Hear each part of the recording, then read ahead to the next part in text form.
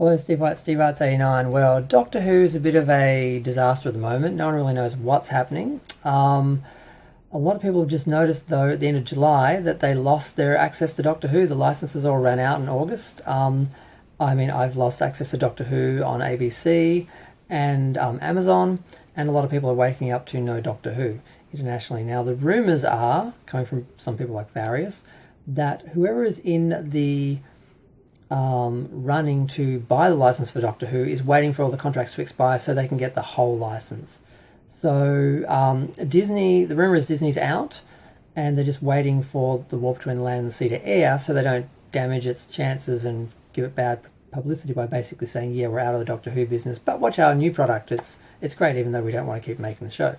So they're being quiet, and then once the show airs, they're going to announce they're out, is this what people are saying.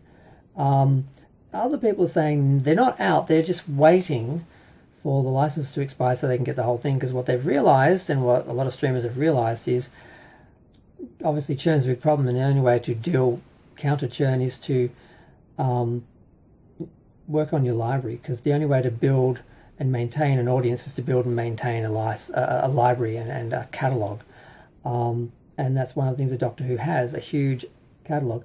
Myself, I had access to the catalogue for years on ABC, but I couldn't work out how to get into it because there were so many seasons and a lot of them had missing episodes, particularly the first two, and I wasn't sure if I should just buy the DVDs or if I should wait to see if new episodes come up, and I just procrastinated, and then the access was gone. ABC lost Doctor Who to Disney. So then I just ended up watching a selection of Doctor Who adventures from each Doctor that I had on DVD.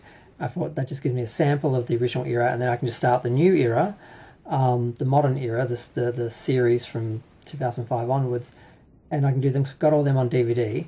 Then I realised I was missing a couple, but then I found those specials were actually on Amazon and ABC, but then I lost them in June, but then I found them on Amazon, so I thought, fine, I'll watch them. But unfortunately, when I got to Matt Smith's era, I managed to push through the first year with him, but once I got to the first double episode of the 7th season with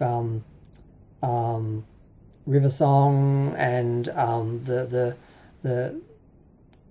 young pretty companion who seems to just be there because she's pretty now, is she pregnant, is she not, it's like I have lost all interest, and I have not been able to get back into it. It's been weeks and I've been doing everything but continue watching the show. I keep planning to and meaning to, and it just doesn't happen because I just can't get back into it.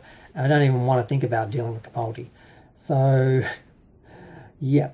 So, but I do want to watch the new Doctor because I got that on DVD, and I got the new official guide, and I got, even though Capaldi's on the cover, I got like Secret Lives of Monsters to do a bit of research on some of the older monsters, which I still haven't seen and don't have access to. But yeah, I mean,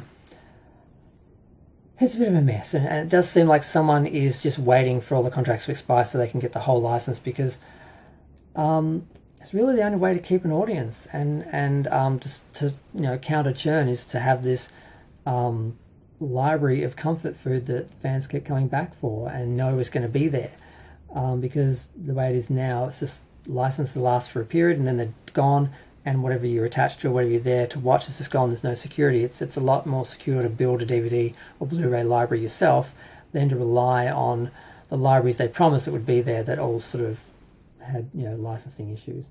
So yeah, it's a mess, and I mean, it really hurts the brand, because imagine what would have happened to, say, if Star Trek hadn't gone into syndication, had just been on cable. It would have had a small audience, and it wouldn't have had this large audience that grew from people discovering the show free to air on syndication, that just grew and rolled through the 90s, giving Paramount billions. It would have just been this small little niche show, and it wouldn't be what it is today, or wouldn't be what it was before. Just gonna read. But and Doctor Who has the same problem, because if you keep stuff behind a paywall, you make money off the product. You don't give it away for free, but you also limit access to it. You don't grow the franchise. New people don't discover it. It's only the new people who don't have it on. I mean, the fans who don't have it on DVD or Blu-ray might sign up for a streaming service to have access, but they're not all going to do it. And you're not going to have new people discover it, because new people aren't going to sign up for a show they haven't seen and don't know. That you don't discover things on streaming.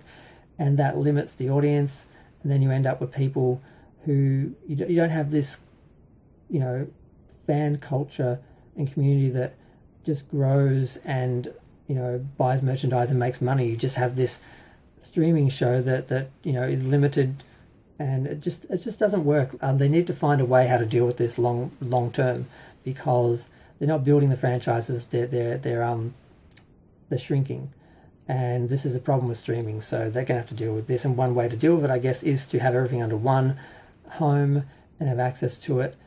And if somewhere big that a lot of people have access to, it could work. But I still think they need to work with free to air and then going to streaming and being part of the sort of catalogue that people return to. It's the only way I see them making it work. But who knows?